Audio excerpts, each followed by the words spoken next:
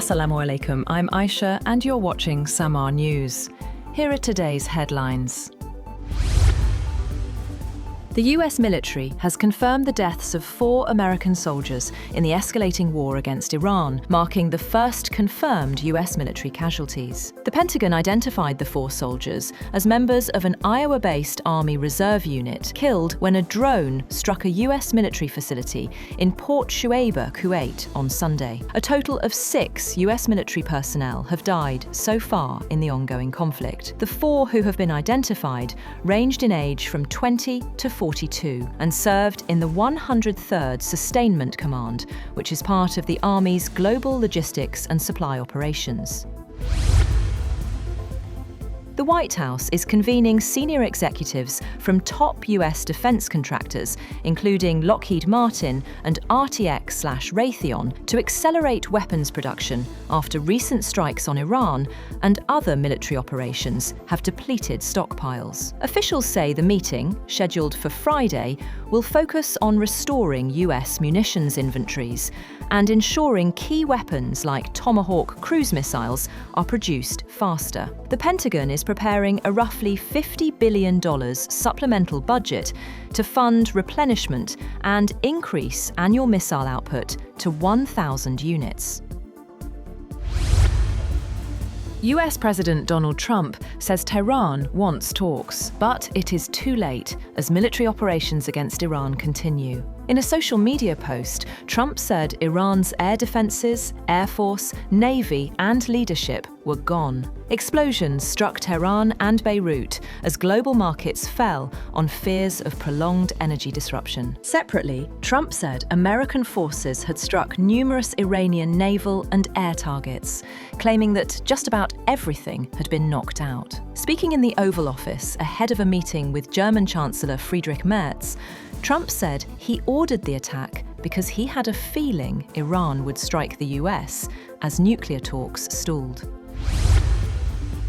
Meanwhile, Iran's Iranian Red Crescent Society says the death toll from American and Israeli strikes has risen to 787, with more than 1,000 attacks recorded across 153 cities and counties. In the southeast, the port city of Yask was hit, damaging over 100 fishing boats. The Israel Defense Forces said it destroyed Iran's propaganda and media center.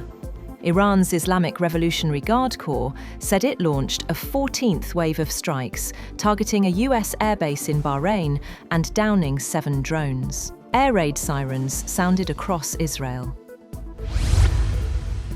Also, Mojtaba Khamenei, son of the late Supreme Leader Ali Khamenei, has been reported alive and in full health. Iran's Mehr news agency said he was reviewing important issues related to the country without elaborating. Mojtaba, long viewed by some analysts as a potential successor, is believed to have close ties to the Islamic Revolutionary Guard Corps and the Basij paramilitary network. Mojtaba holds no formal government post and was sanctioned by the United States in 2019. China has called for an immediate halt to military operations in Iran, warning that the war is spreading to other countries and threatening regional stability. During a regular press briefing, China's foreign ministry strongly criticized US and Israeli strikes, describing them as violations of international law and basic norms of international relations. A spokesperson for the Ministry of Foreign Affairs of the People's Republic of China said Beijing is gravely concerned about the conflict expanding beyond Iran. The spokesperson said China urged all parties to stop the military operations and prevent the further spread of war, calling for an immediate return to dialogue. Officials have warned that Iraq will be forced to cut more than 3 million barrels per day if tankers cannot move freely through the Strait of Hormuz. Production has already been reduced by 700,000 barrels per day at the Rumaila oil field and by 460,000 barrels per day at the West Kurna 2 oil field. The officials said export slowdowns through Hormuz have pushed storage to critical levels at Iraq's southern ports.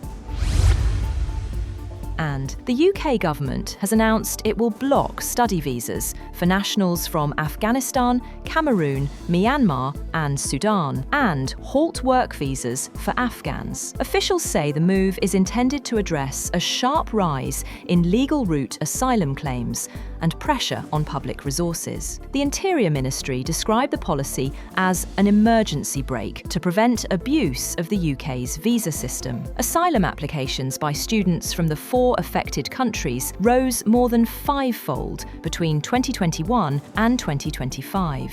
Work visa claims from Afghans now exceed the number of visas issued. That's all for now. For more updates, visit www.SAMAA TV. Thank you for watching SAMAA News.